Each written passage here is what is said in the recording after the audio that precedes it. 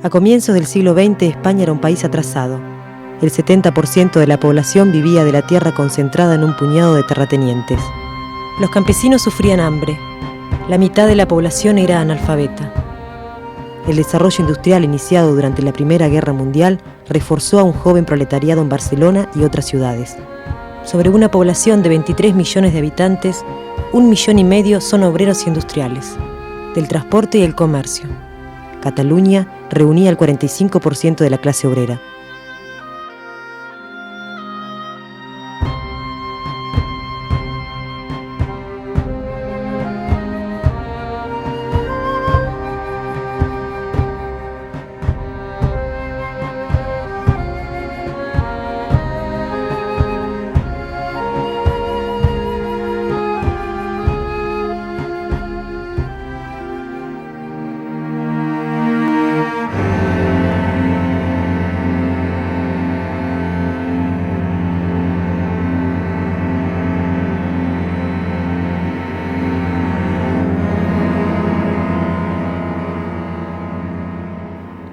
El clero era un verdadero ejército, más de 25.000 curas y 90.000 monjes y monjas.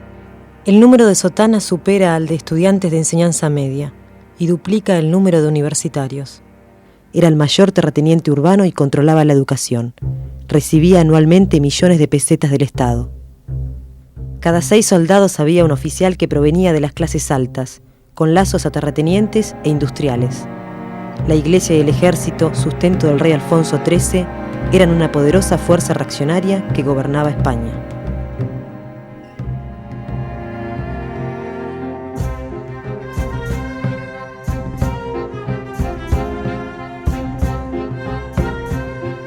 Alfonso XIII y los industriales gobernaron durante los años 20 a través de la dictadura de Primo de Rivera. La crisis mundial de 1929 fue un golpe a la economía española.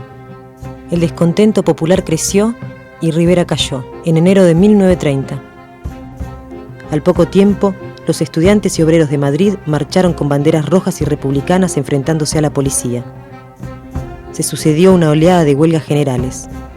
Alfonso XIII cayó. El 14 de abril de 1931 se fundaba la Segunda República Española. Una coalición de republicanos y socialistas asumía el gobierno.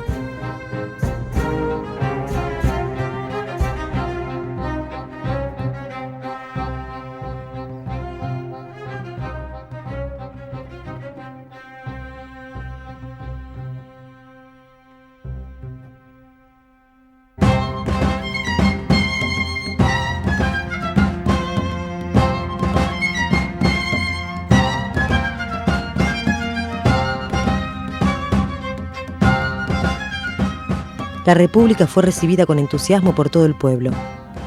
Pero el nuevo gobierno enfrentaba problemas que la España burguesa no había resuelto en siglos y tampoco podía resolver el capitalismo del siglo XX.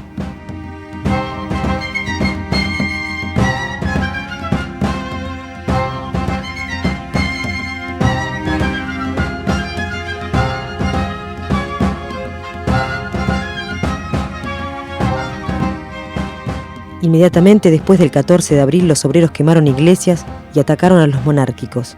Exigieron la prohibición de sus organizaciones y el arresto de sus dirigentes. El gobierno republicano llamó a la calma y la vuelta al trabajo.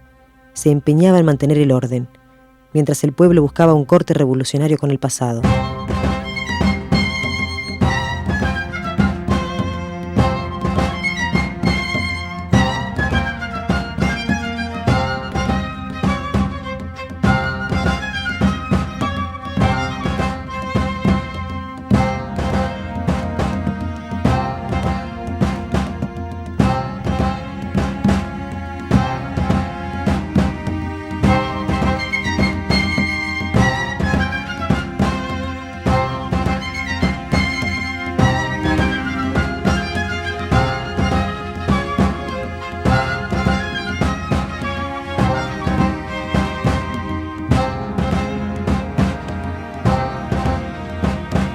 En agosto de 1932, un sector del ejército se subleva para intentar restaurar la monarquía. La República se desgarraba entre la reacción y la revolución.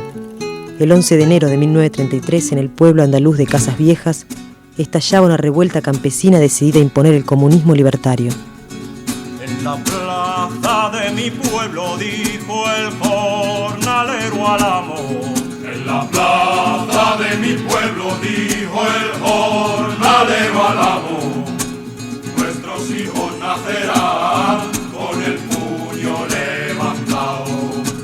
Nuestros hijos nacerán con el puño levantado.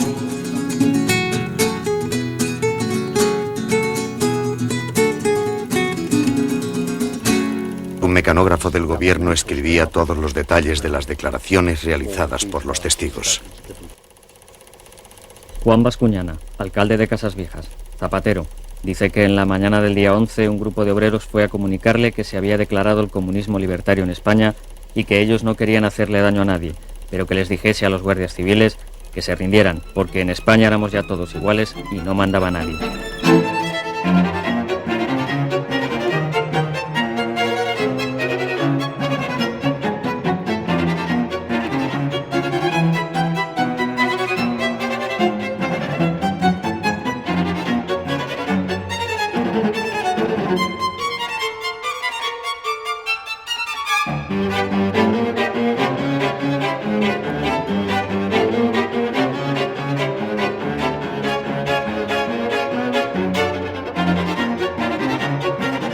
Los campesinos, tras 2 años de esperar que el gobierno hiciera la reforma agraria, quemaron los títulos de propiedad y tomaron las tierras de los terratenientes.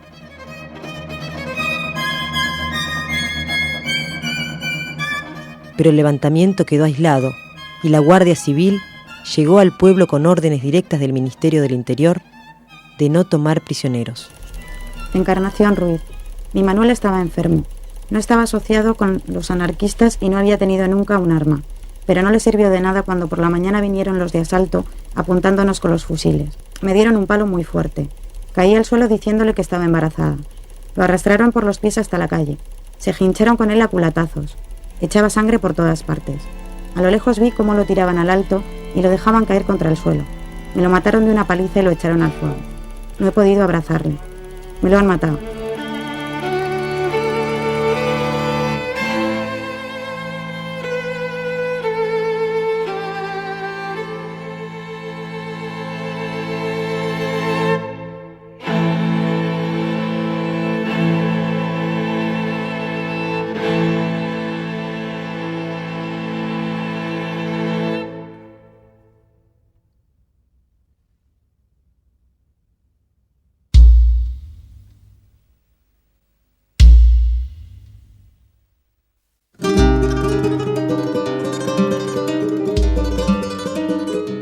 Manchados de sangre, los socialistas pierden crédito y avanzan los reaccionarios. En las elecciones parlamentarias de noviembre de 1933, la victoria de la coalición de los derechistas fue contundente.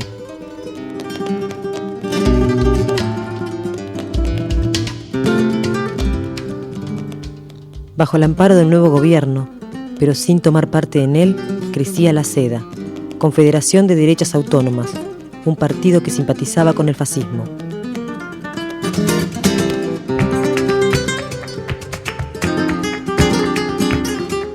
A su vez, las divisiones en el seno de las filas obreras se iban superando. La anarquista CNT colaboraba en las huelgas con la socialista UGT, Unión General de Trabajadores. Al mismo tiempo se formaban las alianzas obreras en varias ciudades. Estas funcionaban como comités de unidad entre las direcciones de las distintas organizaciones obreras para la lucha común.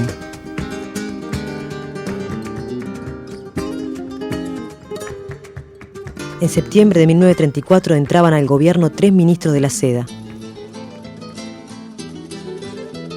Ante esto, en octubre, las alianzas obreras y la UGT declaraban la huelga general en todo el país.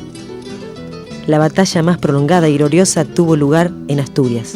Hay una lumbre en Asturias que calienta España entera, y es que ahí se ha levantado toda la cuenca minera, toda la cuenca minera. Ale asturianos, están nuestros destinos en vuestras manos. Ale asturianos. Una alegría inmensa y así del público. Allí había Pues qué le diría yo, el polvorín de mosquitera y el polvorín de Pumbarabule con dinamita estaba todo preparado en Carvey. Para volar lo que hiciera falta. Toda la gente así, hasta los críos estaban en marcha, mujeres, hombres, todo. Los mineros compensaron la falta de armas con dinamita y encabezaron una insurrección triunfante. Ocuparon 98 cuarteles de la Guardia Civil en la provincia, se apoderaron de armas, municiones y la fábrica de cañones de Trubia. Declararon la Comuna Obrera y Campesina de Asturias. Formaron una guardia roja para el orden público, dieron la tierra a los campesinos, expropiaron las fábricas, juzgaron a sus enemigos en tribunales revolucionarios y durante 15 días históricos mantuvieron a raya a la legión extranjera y las tropas moras, enviadas a destruirlos. Cuando se les acabaron las municiones para los cañones, desarrollaron lanza-dinamitas y carros blindados para enfrentar las tropas de la reacción. Se están viendo las cosas más claramente últimamente. La Guardia Civil, el ejército y algún cacique del pueblo que andaba con ellos, aquel y aquel estuvieron por allá, ¡pumba! Fueron los que los llevaron a todos. Y eso fue la causa de todo lo que ocurrió. Mataron a gente de todas clases, ¿eh?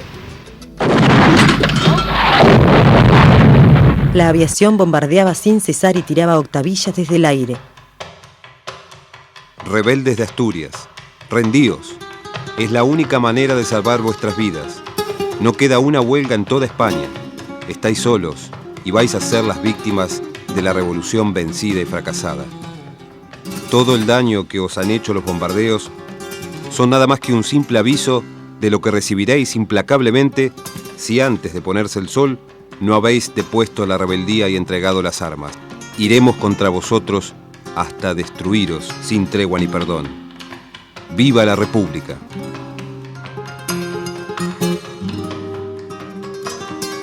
El general Francisco Franco, un joven militar de 42 años, de brillante carrera en las colonias en Marruecos, comandaba las acciones represivas desde Madrid.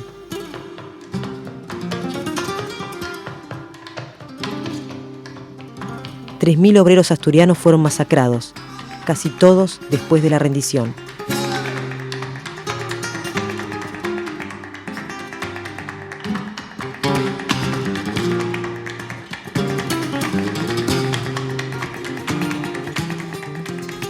La derrota de la Comuna de Asturias abrió el Bienio Negro, 2 años donde la clase obrera retrocedió y la derecha gobernó.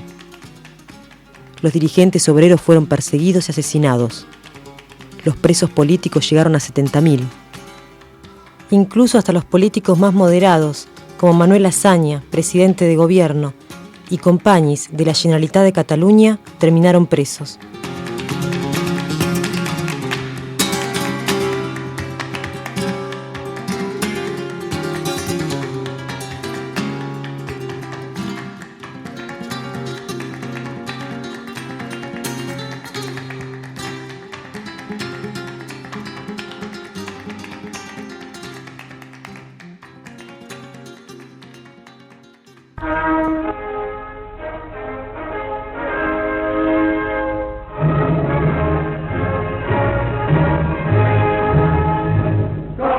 El fascismo luchaba por hacer pie.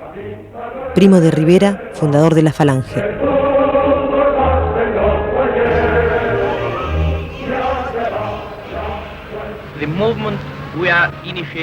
El movimiento que estamos iniciando en España no es una copia de movimientos extranjeros. Ha aprendido del fascismo lo que el fascismo tiene de la idea de unidad, autoridad y sustitución de la lucha de clases por la idea de cooperación.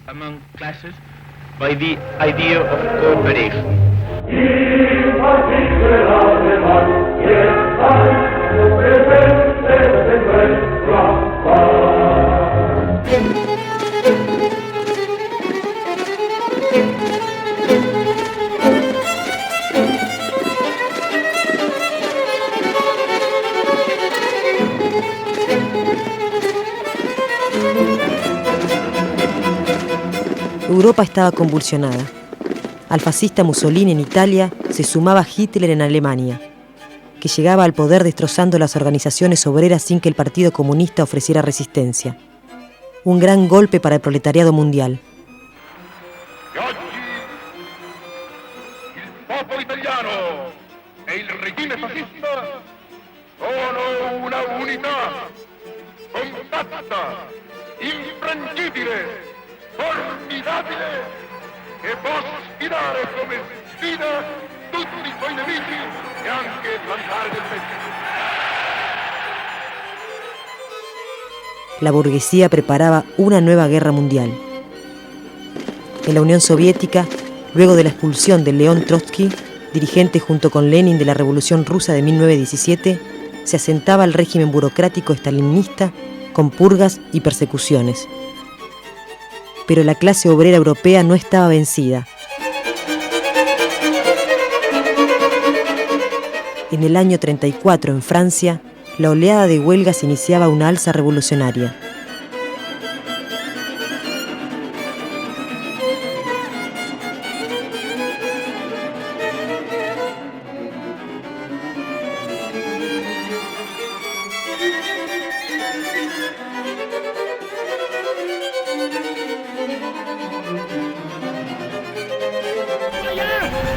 Nous vous avons appelé aujourd'hui à manifester votre force, votre puissance. La Internacional Estalinista lanzaba los frentes populares.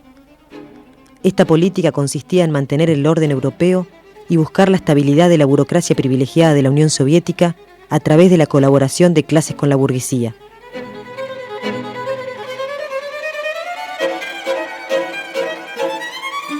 Le drapeau tricolore, symbole glorieux des luttes de nos pères, est désormais réconcilié avec le drapeau rouge qui symbolise à la fois les sacrifices et les espérances du peuple.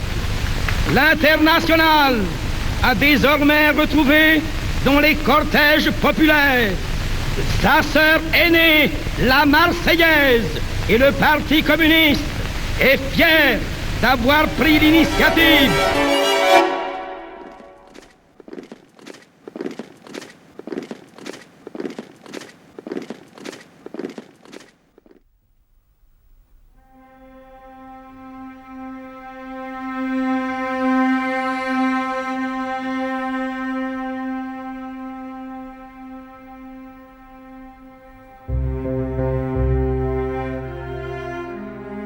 Al mismo tiempo que surgían organizaciones fascistas como la SEDA o la Falange, la vanguardia combativa del movimiento obrero estaba organizada en la CNT anarquista, con mayoría en Cataluña. En el resto del país dirigía la UGT socialista.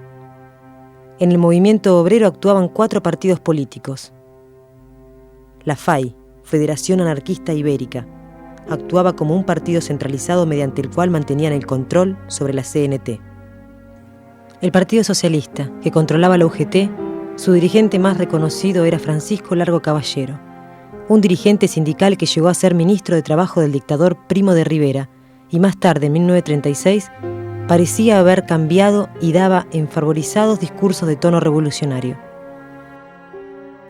El POUM, Partido Obrero de Unificación Marxista, fue fundado en 1935. Era producto de la fusión de 2 grandes agrupaciones: la izquierda comunista, que había tenido lazos políticos con León Trotsky, y el bloque obrero y campesino, cuyo principal dirigente, Maurín, provenía del ala derecha del comunismo internacional.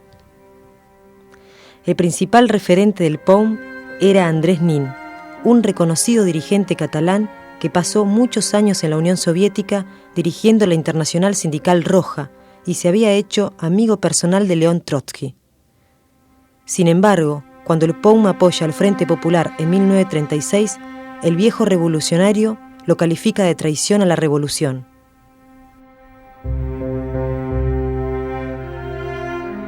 El trotskismo era muy pequeño, no fueron aceptados por el POUM, pero tuvieron un rol de vanguardia en la revolución y en la guerra. El Partido Comunista no tenía inserción seria entre los trabajadores de ninguna región de España. En 1936, por las directivas de Moscú, promovían la unidad del movimiento obrero con la burguesía y sus representantes.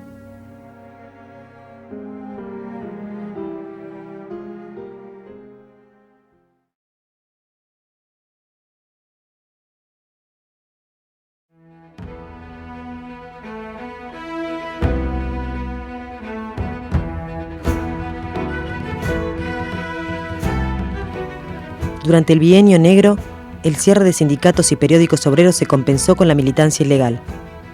Ya el 1 de mayo de 1935 hubo un gran paro general. La consigna amnistía para los presos políticos despertó al activismo a nuevos sectores.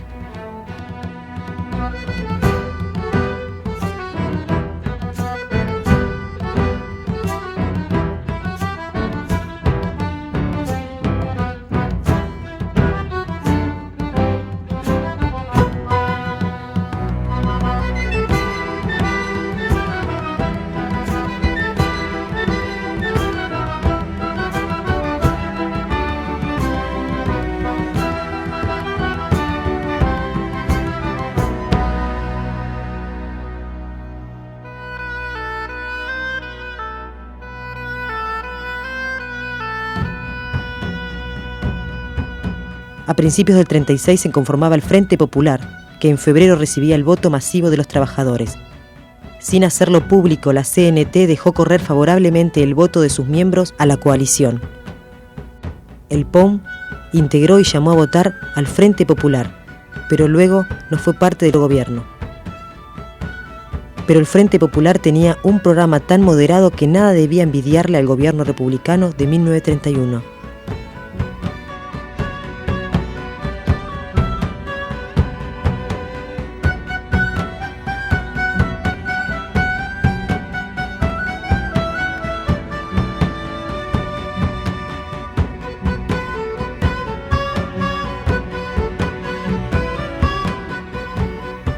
Antes de la asunción del nuevo gobierno, los trabajadores abrieron por la fuerza las puertas de las cárceles y liberaron a los presos políticos. Tampoco esperaron decretos para reincorporar a los despedidos. En cada taller y fábrica se impuso su reincorporación. Los campesinos tomaban las tierras.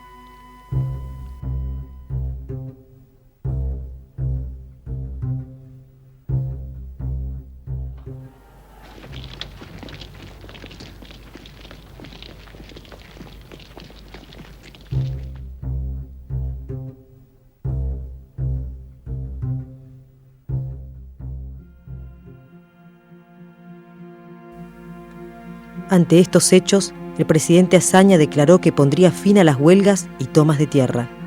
Los monárquicos y los terratenientes le dieron su apoyo.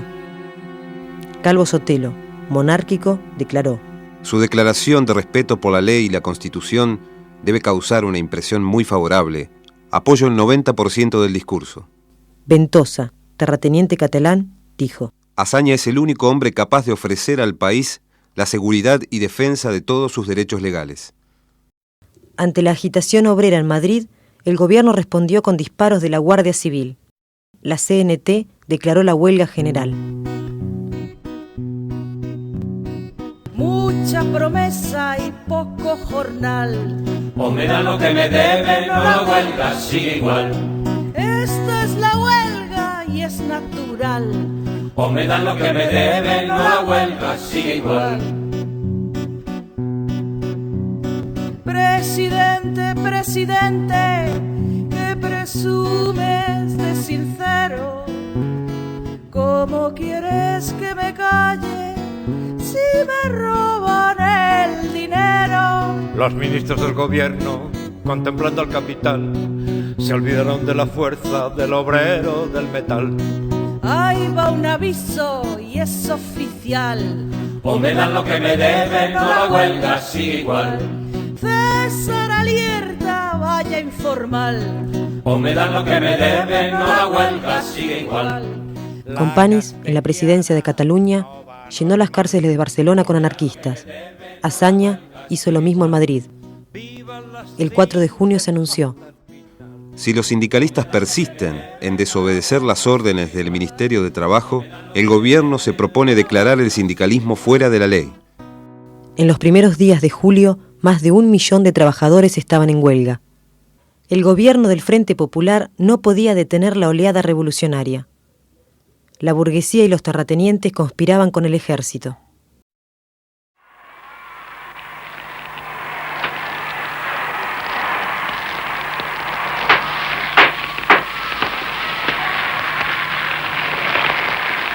Des généraux protestent, on les exile. Franco aux Canaries, Goded aux Baléares.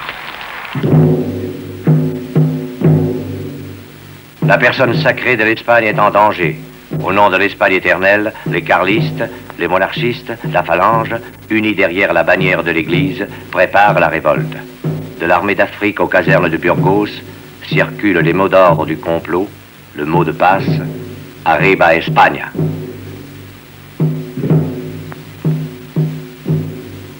Le 16 juin 1936, au Cortés, le leader de la droite, Calvo Sotelo, menace le gouvernement.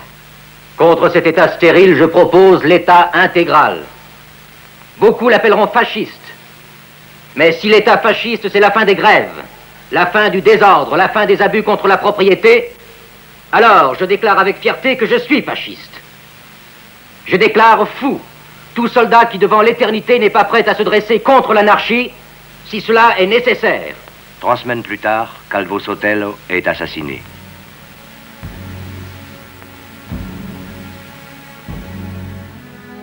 El asesinato de Calvo Sotelo fue el detonante para el alzamiento nacional.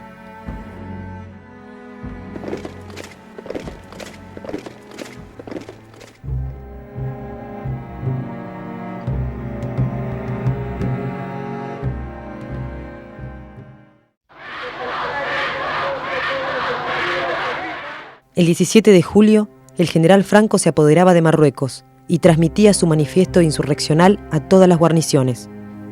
Recién al día siguiente, el Frente Popular, con el 90% de su fuerza militar apoyando a Franco, emitió un comunicado ocultando la profundidad del levantamiento. Reina absoluta tranquilidad en toda la península. El gobierno reconoce los ofrecimientos de ayuda que ha recibido de las organizaciones obreras y, agradeciéndolos, declara que la mejor ayuda que puede prestarse es garantizar la normalidad de la vida diaria para dar así un alto ejemplo de serenidad y de confianza en los medios del poder militar del Estado.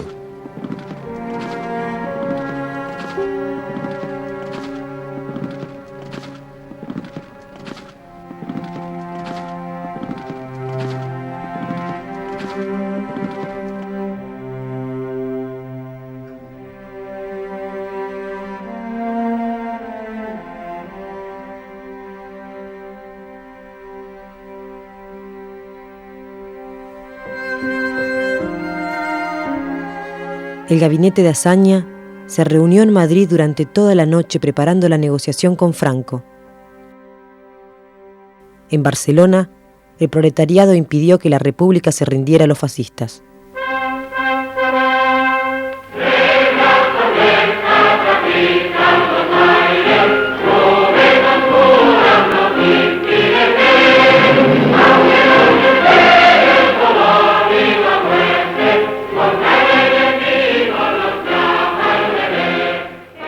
Ese día asaltaron armerías, obras en construcción para conseguir dinamita y hogares fascistas en busca de armas. Con la ayuda de guardias de asalto simpatizantes, requisaron depósitos de rifles y les sumaron pistolas y fusiles propios. Eso, más todos los automóviles que pudieron encontrar, eran los pertrechos con los que contaban a las 5 de la mañana del día 19, cuando los oficiales fascistas movilizaron los destacamentos de los cuarteles. Obreros heroicos salieron de las barricadas a exigir a los soldados que no disparen contra sus compañeros trabajadores. Algunos soldados comenzaron a disparar al aire. Los más audaces se volvieron contra sus oficiales. La masa obrera tomó los cuarteles. En pocos días, toda Cataluña era suya.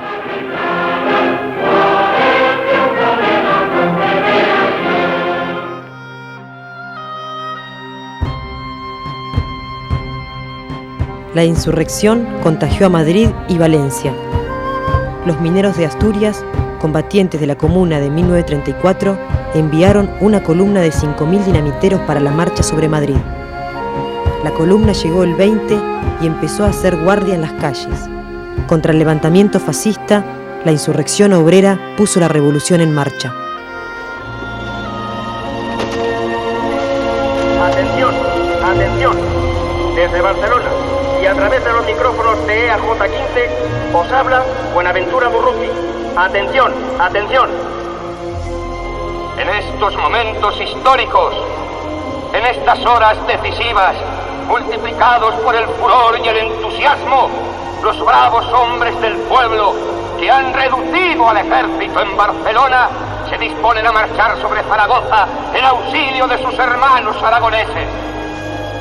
La voluntad soberana de unas masas que todo lo pueden, cuando van unidas y agigantadas por la decisión de triunfar, influirá en los destinos del mundo. El 19 de julio marcará el comienzo de una nueva era. La paz del pasado ya no existe. Estamos gestando entre ríos de sangre una España nueva. ¡Viva la paz y la revolución! ¡Viva! ¡Viva la revolución! ¡Viva! ¡Frente a la lucha antifascista! ¡Viva! ¡Viva la revolución! ¡Viva! ¡Victoria de la clase obrera!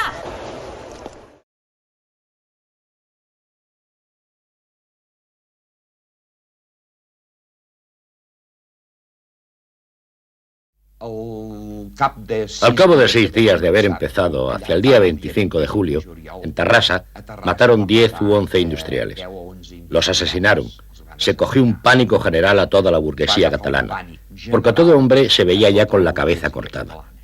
Yo le dije a mi padre que nos marcháramos.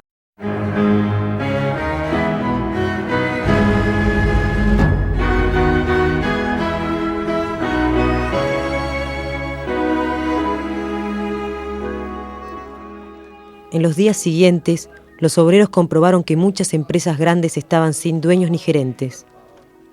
De inmediato realizaron asambleas en cada fábrica y votaron comités obreros.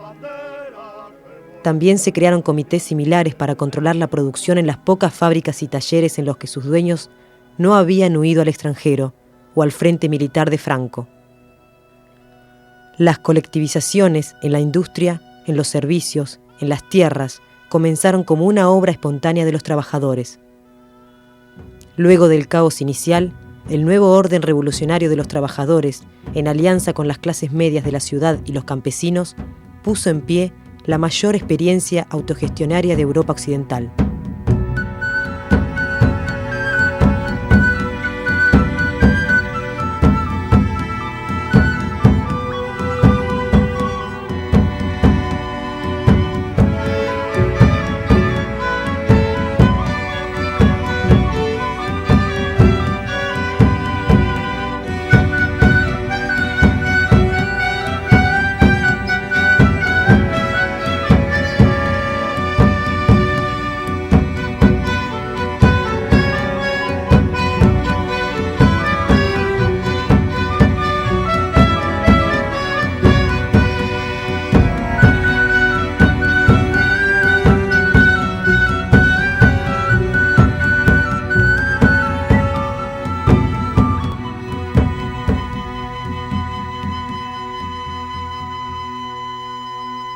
En la ciudad y las aldeas, los municipios habían sido abandonados por alcaldes y concejales. Entonces, las organizaciones obreras formaron comités con representantes de diversas tendencias sindicales y políticas, y comenzaron a ejercer funciones de abastecimiento, justicia, orden público y guerra.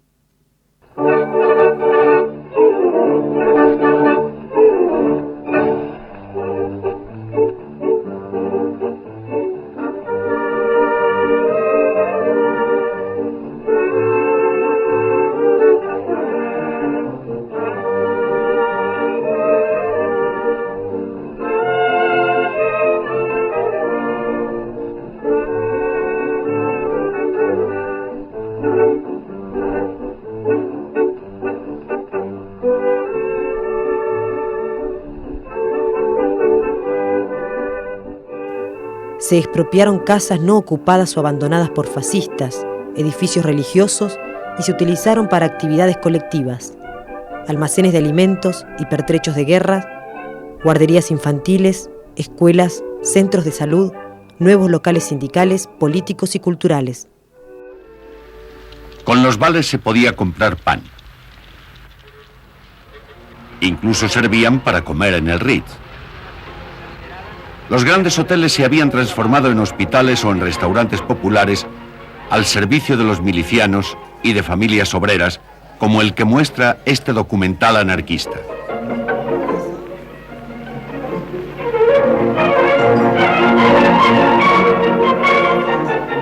En sus grandes cocinas se prepara la comida para cuantos van al hotel a saciar su apetito.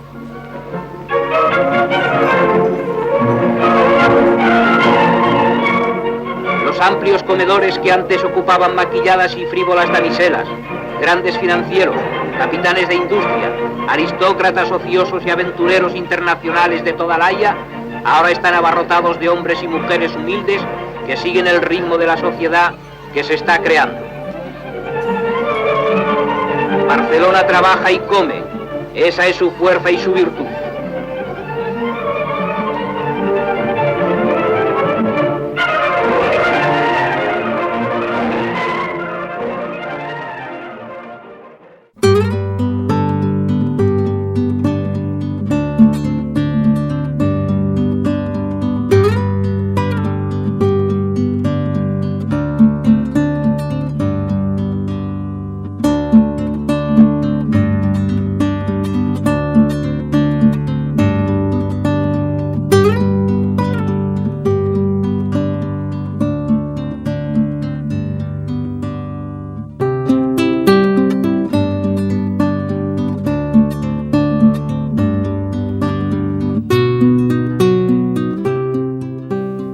Todas las relaciones sociales se transformaban. Todos los oprimidos luchaban por liberarse. Las mujeres, desde un principio, fueron a luchar y a morir en los frentes de batalla y las barricadas.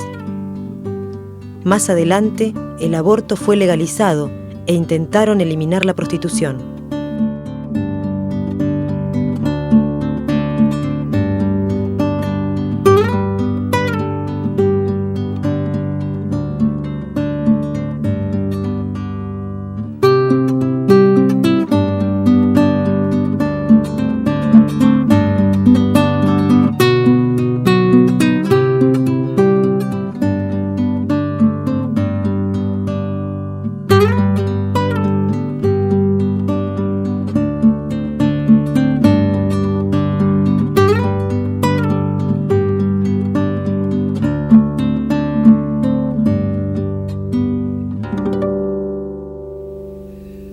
Pero en aquellos momentos, cuando se produce el rompimiento, cuando la sociedad revienta, el entusiasmo de la clase trabajadora es tal que se proyecta en los sindicatos, en los partidos políticos, en todos los lugares donde la gente concurría con un entusiasmo y una vitalidad que difícilmente es explicable por la simple razón de que los años han corrido y es muy difícil dar un cálculo exacto de todo aquello que me dio.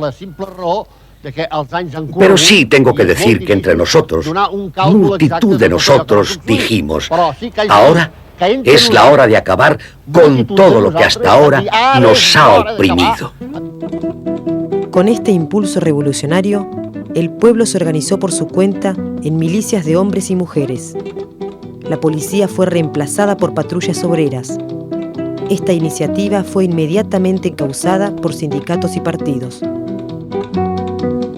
Si me quieres escribir, ya saben mi paradero.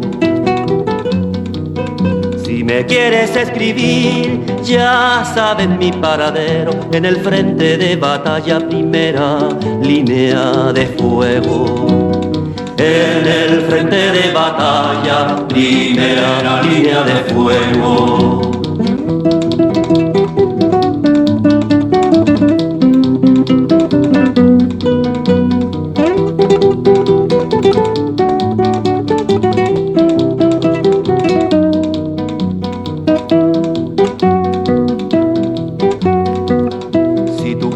Comer bien barato y de buena forma.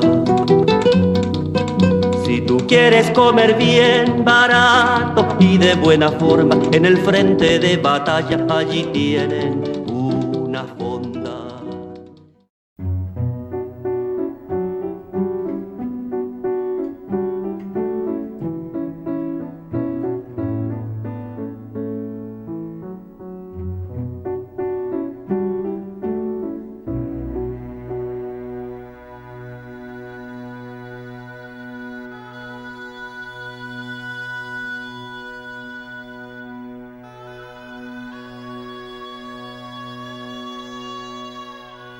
Íbamos armados hasta los dientes, fusiles, ametralladoras y pistolas, sucios de polvo y de humo.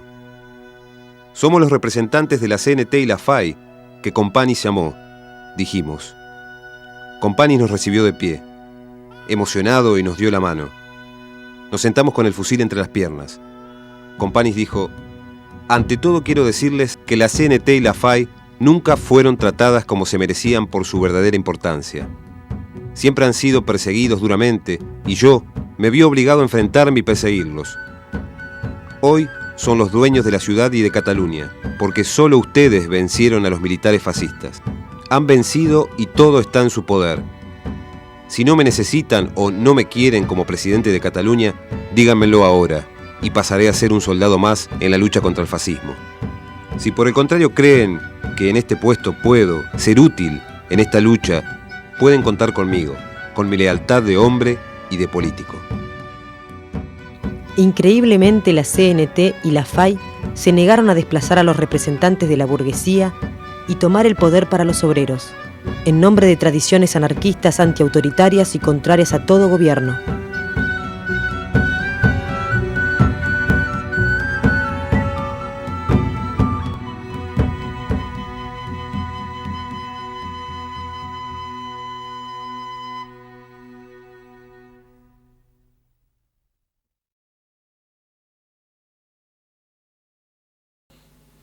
El 21 de julio se conformaba el Comité Central de las Milicias Antifascistas de Cataluña, un frente único de los distintos partidos y sindicatos. Tenía 15 miembros, 5 anarquistas, 3 de UGT, 1 de POUM, 1 la Unión Campesina, 1 Partido Comunista y los partidos burgueses, 4. El llamado a centralizar democráticamente los comités obreros locales y las milicias armadas en Cataluña no fue planteado por ninguna organización de peso en la izquierda. El ejemplo de los soviets, los consejos de obreros, campesinos y soldados que 20 años antes habían llevado al triunfo de la Revolución Rusa, no fue tomado en cuenta en España. En teoría, el papel del Comité Central era ocuparse de las milicias, pero en la práctica se ocupaba de todas las acciones de gobierno.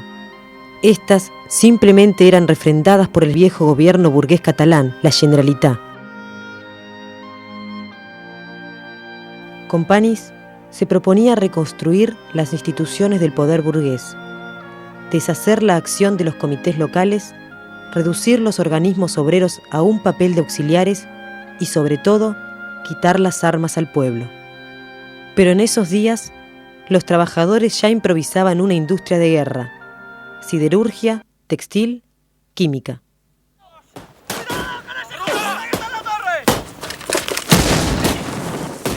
La milicia catalana entró en la vecina Aragón como un ejército de liberación social, uniendo la guerra y la revolución.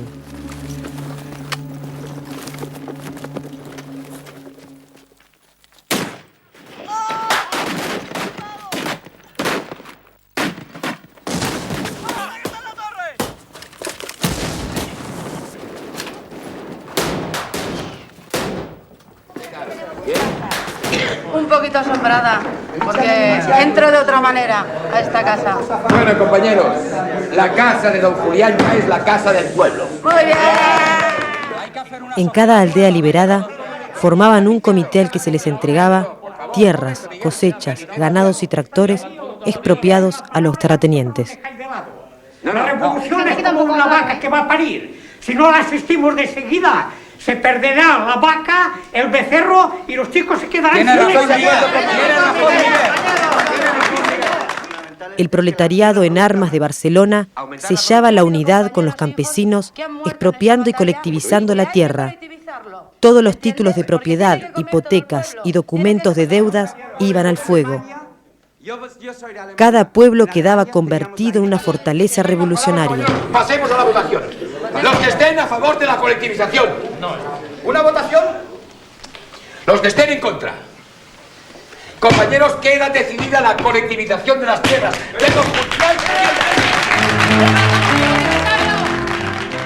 Abrumémonos todos en la lucha final. El género humano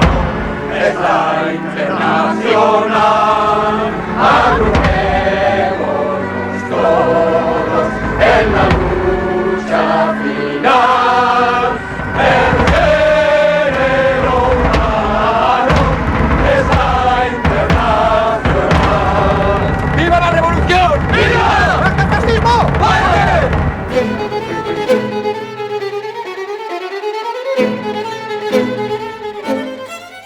Hitler y Mussolini no ahorraban esfuerzos para apoyar a Franco con envíos de tropas y armamentos.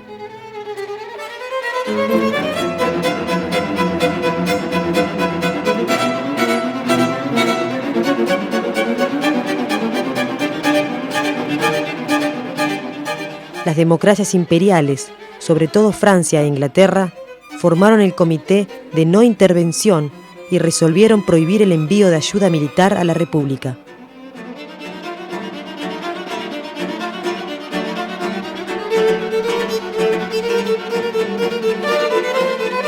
Stalin, en acuerdo con el imperialismo democrático, retaseaba la ayuda de la Unión Soviética.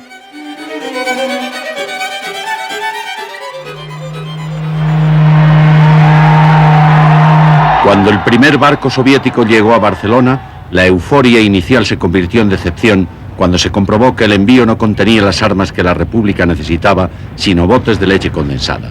Las armas llegarían más tarde.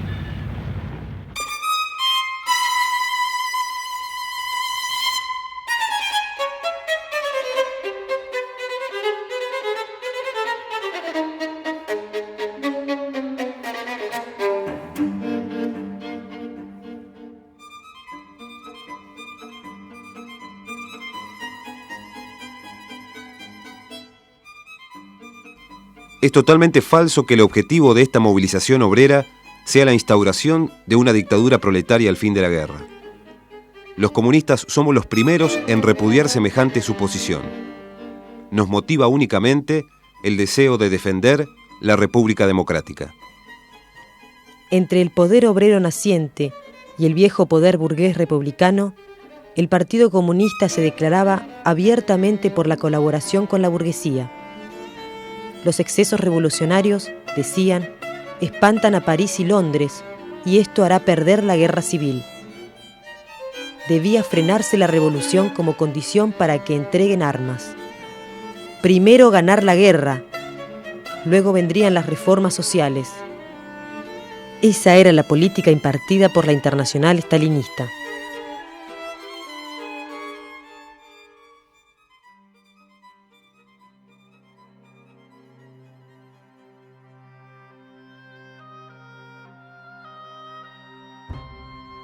Pero para el revolucionario León Trotsky, la política de la Internacional Stalinista, que frenaba la revolución social, preparaba la derrota en la guerra civil.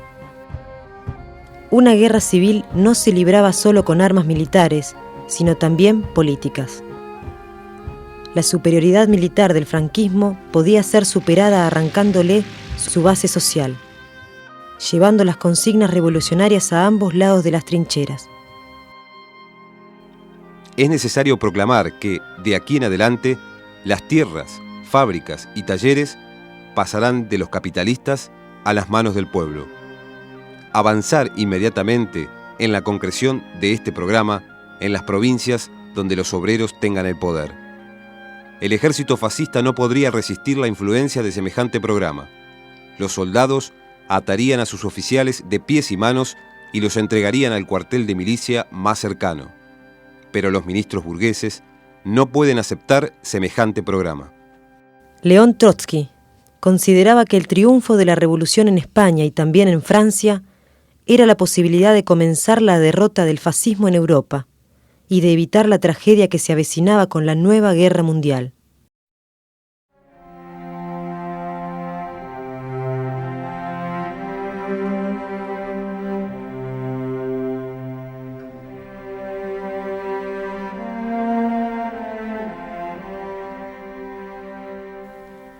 En las semanas que siguieron a la insurrección de julio, la guerra y la revolución iban juntas por su propio empuje.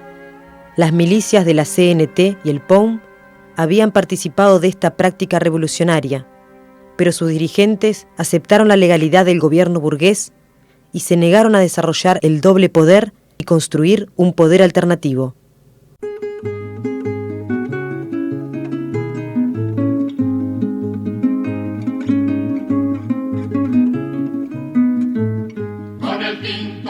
La burguesía aprovechó la oportunidad. El gobierno central convocó a la reorganización del ejército regular como primer paso para recomponer las instituciones burguesas y frenar la revolución. Reclutó 10.000 soldados de reserva como fuerza aparte y bajo control directo del gobierno. El Partido Comunista se pronunció a favor. Algunos camaradas han querido ver en la creación del nuevo ejército voluntario algo así como una amenaza al papel de las milicias. Hoy, como ayer, nuestra consigna es la misma. Todo por el Frente Popular y todo a través del Frente Popular. La CNT y el POUM aceptaron esta política, bajo la consigna Comando Central del Ejército bajo control obrero. Pero en la práctica, el comando lo tenía el Frente Popular. Las leyes están hechas a favor del patrón. La ley no escucha al pueblo, paloma, aunque tenga razón. El 11 de agosto, el Comité de Milicias junto a la Generalitat creaban el Consejo de Economía. La formación del organismo fue recibida con desconfianza por los comités obreros. El Consejo reconocía de hecho las colectivizaciones, pero al ubicarse por encima de los comités, lo suplantaba por un organismo burocrático. El deber del trabajo, dicen que tengo yo. De mis deberes hablan, paloma, de mis derechos no. Pero nos uniremos contra la explotación. La fuerza de los hombres, paloma, siempre será la unión. Que no, paloma, no. Que sí, que no trabajo. Que no, palomita, que no. Que sí, que no trabajo yo. El Comité de Milicias podría haber decretado la colectivización de toda la industria catalana, pero esto hubiera implicado profundizar la revolución social y preparar la toma del poder. Los dirigentes de la CNT y el POUM se negaron a hacerlo. Nuevamente la burguesía tomó la iniciativa y Companys propone un gobierno de coalición. La revolución tiene sus exigencias. La CNT, en un plenario regional, tomó la decisión de aceptar la responsabilidad en las actuales circunstancias, de participar en el poder con los diversos sectores antifascistas. En Cataluña ya no era posible, por el bien de la revolución y por el futuro de la clase obrera, que persista la dualidad de poderes.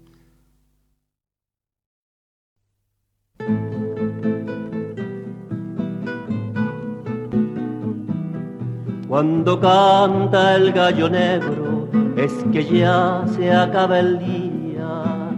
Si cantara el gallo rojo, otro gallo cantaría. Si cantara el gallo rojo, otro... El nuevo gobierno catalán lo presidía Tarradellas, con un programa izquierdista que prometía respetar y legalizar las conquistas revolucionarias, y para eso exigía plenos poderes. La primera acción de gobierno fue disolver el Comité Central de Milicias y traspasar sus poderes a los Ministerios de Defensa y de Seguridad Interior. Disolver todos los comités revolucionarios que surgieron el 19 de julio y reemplazarlos por consejos municipales. El decreto finalizaba: cualquier resistencia a dicha disolución será considerada un acto fascista y sus instigadores serán entregados a los tribunales de justicia popular. Si es que yo miento, que el cantar que yo canto lo borra el viento. Ay, qué desencanto, si me borrara el viento lo que yo canto.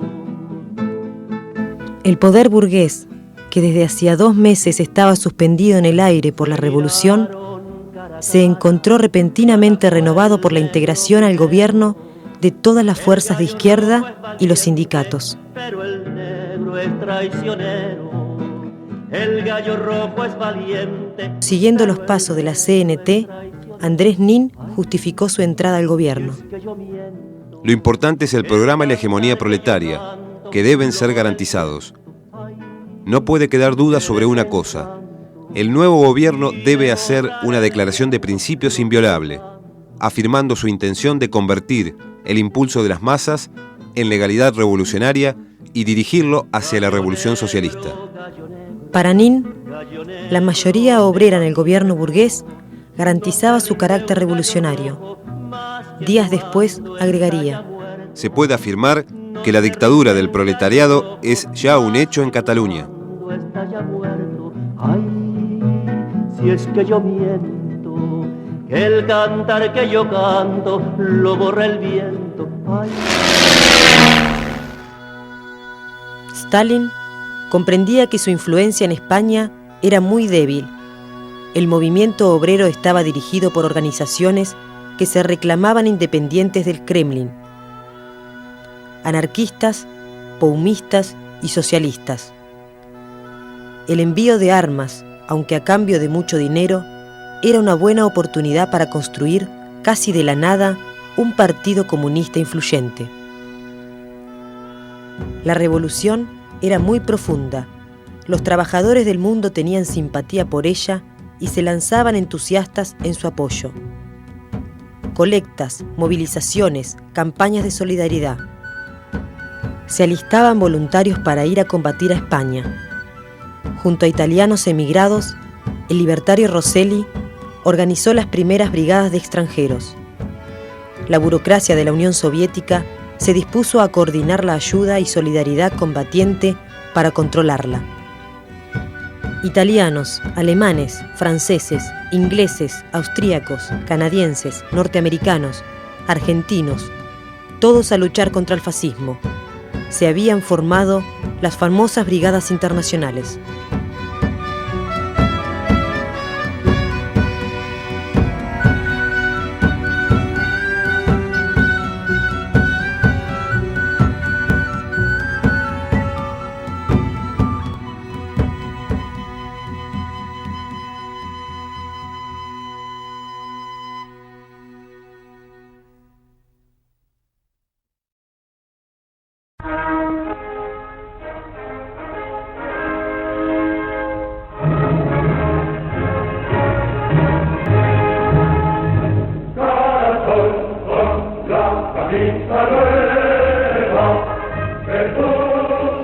Un Estado totalitario armonizará en España el funcionamiento de todas las capacidades y energías del país, en el que dentro de la unidad nacional el trabajo, estimado como el más ineludible de los deberes, será el único exponente de la voluntad popular. Y merced a él podrá manifestarse el auténtico sentir del pueblo español a través de aquellos órganos naturales que, como la familia, el municipio, la asociación y la corporación, harán cristalizar en realidades nuestro ideal supremo. En noviembre de 1936, los ejércitos nacionales, con 4 columnas, cercaron Madrid. Franco apostaba por una guerra rápida. El gobierno republicano se retiró a Valencia y llamó a la evacuación de la población civil. Pero Madrid se convirtió en leyenda y dio a la revolución un enorme empuje. Todo el pueblo madrileño se lanzó a la batalla.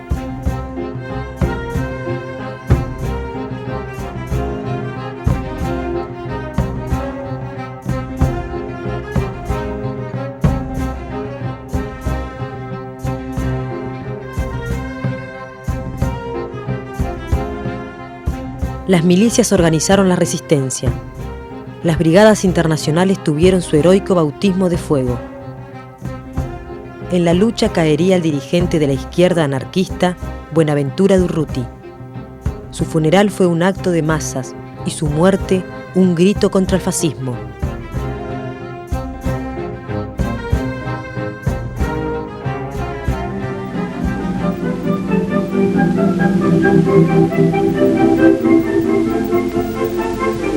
Nuestra ayuda a Madrid, tumba del fascismo internacional, es un deber ineludible. Las consignas de ayuda y solidaridad para ganar la guerra y la revolución se realizan con el entusiasmo de todos los obreros de Cataluña que, dispuestos a morir luchando, atienden a sus hermanos del frente, trabajando en la retaguardia día y noche hasta conseguir el triunfo de sus ideales de liberación. Dijérase que la vibración de todos los corazones de los obreros de Cataluña se hizo temblor para llegar hasta nuestros hermanos de Madrid con fuerza espiritual y material.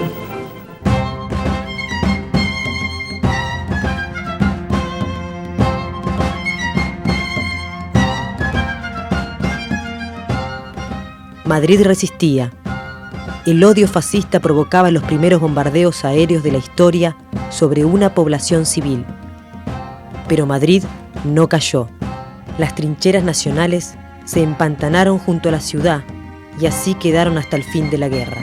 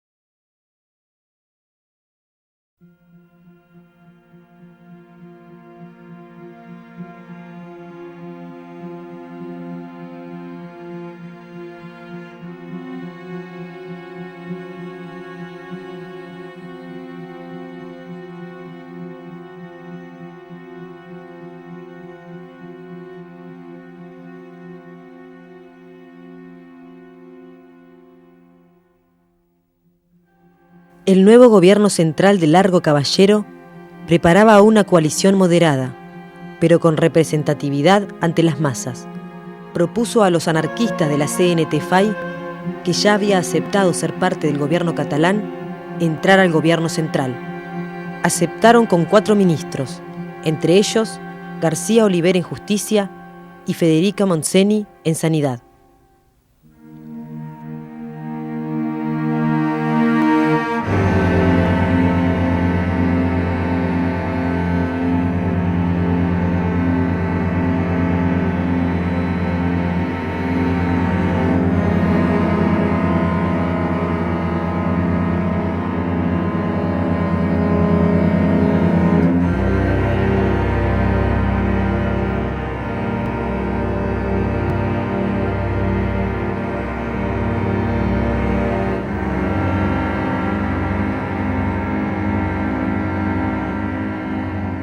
Seguía siendo una obsesión reconstruir el ejército regular y la policía. Las mujeres en el frente eran privadas del derecho a combatir y obligadas a ocupar un rol en las enfermerías o las cocinas. ¿Qué pasa? Parece que estemos locas porque queremos ir al frente. Pues yo te lo voy a decir bien claro. Óyelo. No entendemos por qué la revolución tiene que correr a cargo de la mitad de la población solamente. Somos anarquistas, somos libertarias, pero también somos mujeres y queremos hacer nuestra revolución. No queremos que nos la hagan ellos. No queremos que la lucha se organice a la medida del elemento masculino, porque si dejamos que sea así, estaremos como siempre jodidas. Queremos pegar tiros para poder exigir nuestra parte a la hora del reparto. Y sobre todo queremos dejar bien claro que en estos momentos el corazón no nos cabe en el pecho y sería un desatino quedarnos en casa haciendo calceta. Queremos morir. Pero queremos morir como hombres, no vivir como criadas.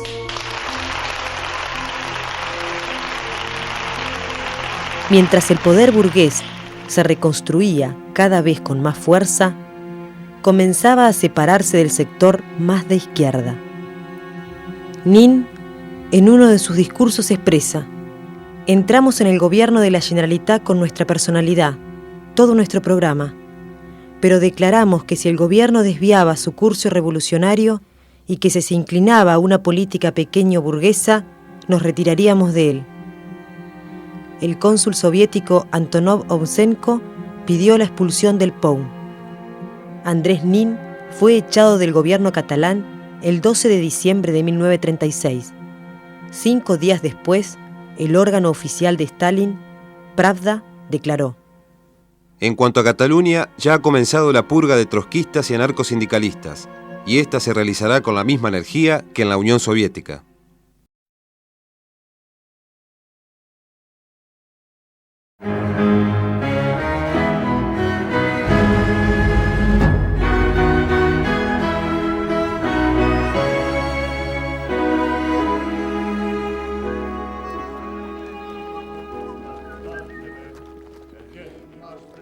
En Cataluña, las medidas del gobierno de Tarradellas ocasionaron un descontento creciente en los obreros. Habla Josep Tarradellas. El presidente del gobierno y consejero de finanzas era yo. Por lo tanto, ante la negativa de la CNT de dar facilidades a este control de la Generalitat, di órdenes a todos los bancos que no se pagase ningún cheque ni se hiciera ninguna entrega a las fábricas colectivizadas sin el permiso de la Cancillería de la Generalitat. Entonces se encontraron los obreros en una situación difícil. Acabaron mis existencias en metálico y en el momento en que iban al banco les decían que no, que necesitaban un permiso especial de la Generalitat. La Generalitat decía no, porque esta colectividad no está controlada por nosotros. Se disolvieron los comités de abastecimiento, encargados de adquirir alimentos a los campesinos. Esta medida debilitó la alianza obrera, campesina y popular. Se disparó la especulación y la inflación.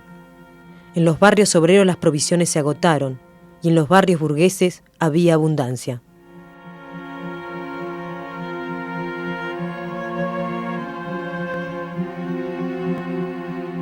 José Díaz declaró ante la sesión plenaria del Comité Central del Partido Comunista: Si bien al comienzo los distintos intentos prematuros de socialización y colectivización pueden haber estado justificados por el hecho de que los grandes terratenientes e industriales habían abandonado sus tierras y fábricas y había que seguir produciendo a toda costa, ahora no existe la menor justificación.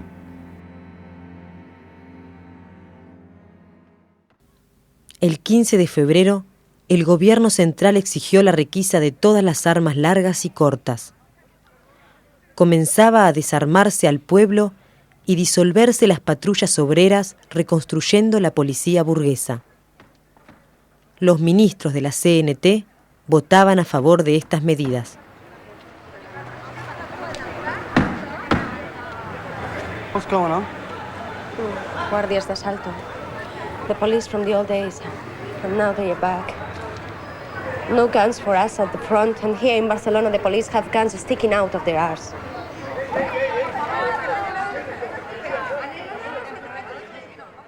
El 27 de marzo, la CNT renuncia a sus puestos en el gobierno catalán. La prensa de la CNT declaraba: No podemos sacrificar la revolución en aras de la unidad. La unidad se ha hecho hasta ahora en base a nuestras concesiones. Ya no podemos retroceder más. Sin embargo, pocos días después decían: Estamos al lado del presidente que, sin ninguna clase de alabanza servil, sabe que puede contar con nuestro más profundo respeto y nuestro más sincero apoyo.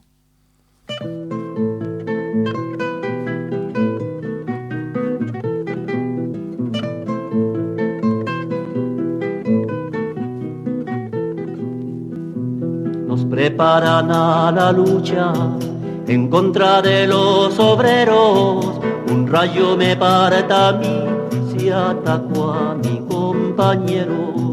La guerra que tanto temen no viene del extranjero. Son huelgas igual que aquellas que lograron los mineros. Ay, que yo no tiro, que no, ay, que yo no tiro, que no, ay, que yo no tiro contra mis hermanos. Ay, que yo tiraba que sí, ay, que yo tiraba que sí, contra los que ahogan al pueblo en sus manos. La juventud y la base obrera anarquista comenzaban a enfrentar a sus dirigentes. Sus periódicos locales rompieron la disciplina. No más gobiernos era la consigna. Surgió la organización anarquista de izquierda, Amigos de Durruti, con el objetivo de arrancarle la dirección a la burocracia de la CNT, rechazando toda colaboración con la burguesía y los reformistas. En abril, empapelaron toda Barcelona con su programa revolucionario. Todo el poder a la clase obrera, organismos democráticos de obreros, campesinos y combatientes. El 1 de abril, la Juventud Libertaria de Cataluña denunció en un manifiesto a las juventudes socialistas unificadas estalinistas como contrarrevolucionarias. Se solidarizaron con el POUM frente a la censura y señalaron: Al Frente de Aragón se le niega armas porque es decididamente revolucionario. El gobierno central boicotea la economía catalana para obligarnos a renunciar a nuestras conquistas revolucionarias. Envían al frente a los hijos del pueblo, pero mantienen en la retaguardia fuerzas uniformadas con propósitos contrarrevolucionarios. Han ganado terreno para una dictadura, pero no proletaria, sino burguesa. Estamos firmemente dispuestos a no responsabilizarnos por los crímenes y traiciones de que es objeto la clase obrera. Estamos dispuestos a volver, de ser necesario, a la lucha clandestina contra los mentirosos, contra los tiranos del pueblo y contra los miserables mercaderes de la política. Que no vengan ciertos camaradas a apaciguarnos con palabras. No renunciaremos a nuestra lucha. Los automóviles oficiales y la vida sedentaria de la burocracia no nos deslumbran.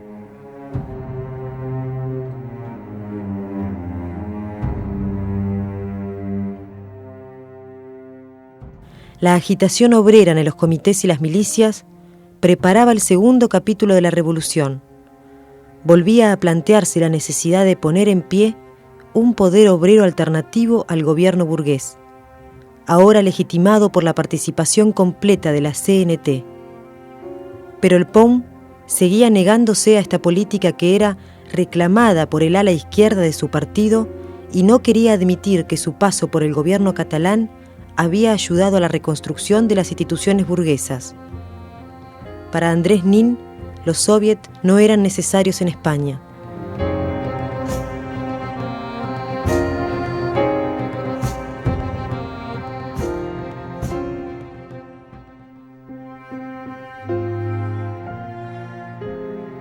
Las calles de Barcelona se llenaban de policías armados con fusiles, ametralladoras y carros blindados de fabricación rusa.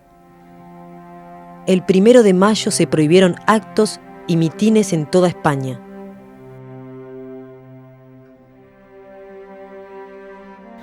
El lunes 3 de mayo, el comisario del orden público del Partido Comunista asaltó policialmente la Telefónica, la estratégica central de Barcelona, bajo control obrero, ocupada por la CNT, que resistió el asalto.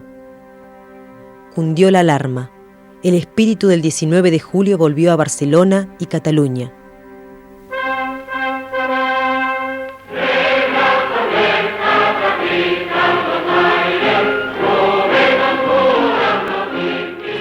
La juventud libertaria y los obreros anarquistas llenaban las calles. Los amigos de Durruti reclamaban una junta revolucionaria, la socialización de la economía, el desarme de la Guardia Nacional Republicana y la disolución de los partidos que se alcen contra la insurrección. Saludaban al POUM por unirse en las barricadas. La flamante organización de los bolcheviques leninistas de la Cuarta Internacional, que había roto con la dirección del POUM, agregaban: «Viva la ofensiva revolucionaria! Huelga general hasta que renuncie el gobierno reaccionario. Viva la unidad de acción CNT, FAI, POUM, Comités de Defensa Revolucionaria». 5.000 milicianos del POUM y la CNT marchaban desde Huesca en apoyo a la insurrección.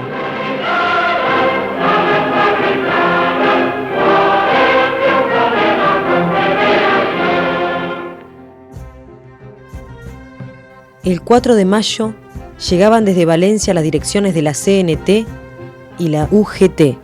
El ministro anarquista, García Oliver, llamó por radio a levantar las barricadas y envió dirigentes a convencer que no se tomen los cuarteles, mientras la policía abría fuego en varios lugares. Y entonces allí soy yo todas las barbaridades que te puedes imaginar contra los compañeros que son ministros, ya se han olvidado de que eran obreros y de que una revolución se hace en la calle y en las barricadas, no en los ministerios. Bueno, allí, y cuando los cojamos les pegaremos 2 tiros. La ministra anarquista, Federica Montseny, exhortó a las barricadas a dispersarse, haciéndoles comprender que no podía continuar aquello, que había que deponer las armas, que había que terminar aquella lucha fratricida, que hundíamos los frentes, que terminaba la guerra de una manera vergonzosa, que hubiera sido un espectáculo terrible a los ojos incluso del mundo. El POUM ordenó a sus miembros abandonar las barricadas. Muchos militantes no hicieron caso de la política de su dirección. Detuvieron la marcha de los milicianos desde Huesca, mientras el gobierno enviaba 5.000 guardias de asalto desde Valencia y el levantamiento continuaba. El jueves 6 a la tarde, la CNT abandonó la Telefónica. La policía ocupó todo el edificio y trajo partidarios del gobierno para ocupar los puestos técnicos. Cortó las comunicaciones y desató la ocupación de Cataluña. Pero las barricadas continuaron en las calles hasta que los guardias de asalto comenzaron a reprimir. Cataluña fue ocupada por la 4ª Brigada del Ejército Republicano, al mando del general Pozas. Companys anunció: el gobierno de la Generalitat ha aplastado la insurrección con sus propias fuerzas. Debemos eliminar a los incontrolables. Nuevamente los obreros anarquistas lucharon por el poder, pero sus dirigentes los traicionaron.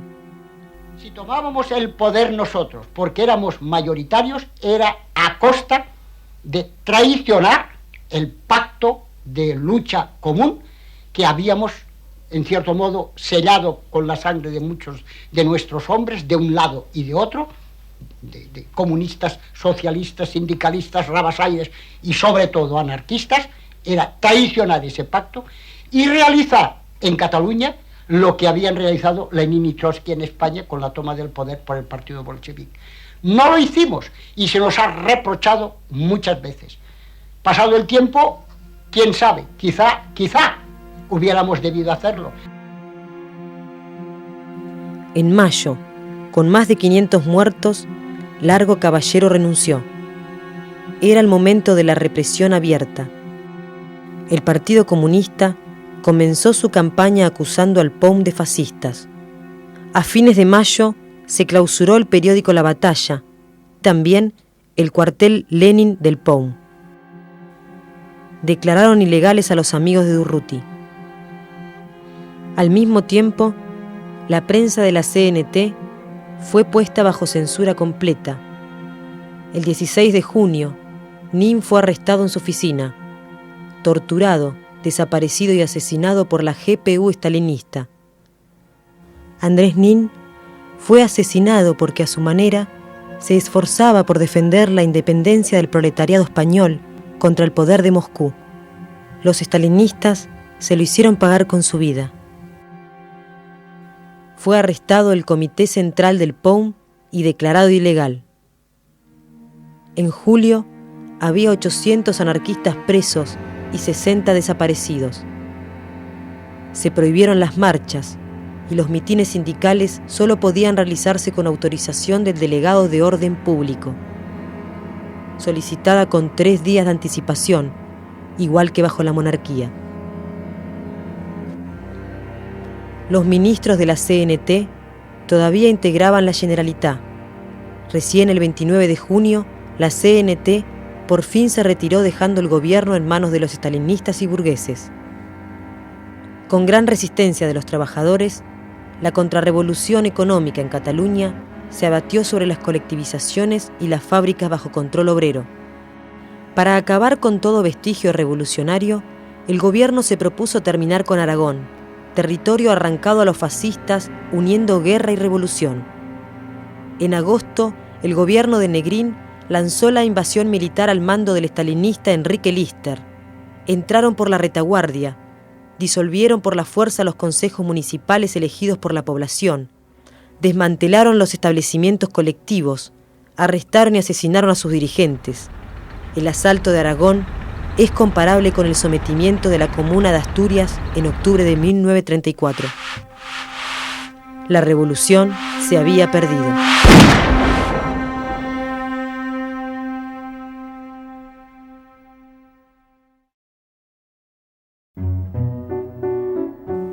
Luego de la imposición del orden en el campo burgués republicano, comenzó el desencanto de las masas. La política del Frente Popular fue un enorme golpe a la moral que repercutió inmediatamente en la guerra contra Franco. ¡Obedeced las órdenes! ¡Carguen armas!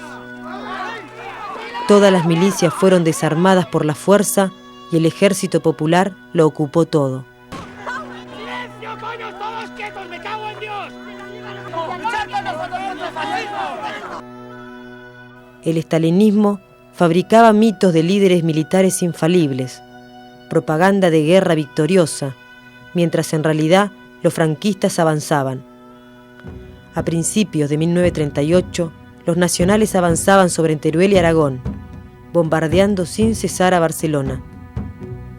Para junio, Franco llegó a la costa del Mediterráneo y corta la España republicana en dos. Los avances militares republicanos del Ebro y Belchite, con el heroísmo de las brigadas internacionales al frente, son rápidamente derrotadas por los franquistas. Para noviembre, Stalin hace otra gran concesión a Francia e Inglaterra, y las gloriosas brigadas internacionales se retiran definitivamente de España.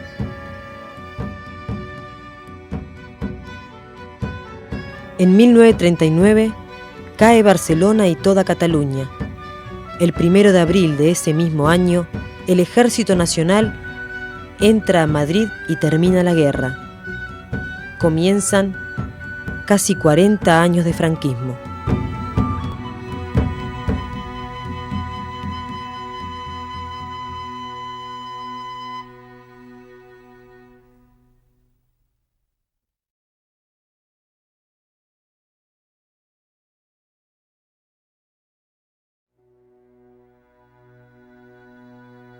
Cuando los acontecimientos cambian rápidamente, un partido débil puede volverse poderoso. Pero este partido tiene que existir antes de la revolución, ya que el proceso de selección de los cuadros requiere un tiempo considerable del que no se dispone durante el transcurso de la revolución misma. En mayo del 37, los obreros de Cataluña se levantaron, no solo sin su dirección, sino contra ella.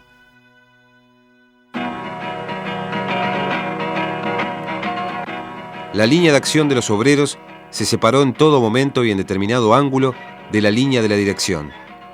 Lo único que cabe decir es que las masas, que trataron en todo momento de abrirse paso al buen camino, encontraron que era superior a sus fuerzas producir en el mismo fragor de la batalla una nueva dirección que correspondiese a las exigencias de la revolución. Tanto más honor y gloria para los obreros españoles.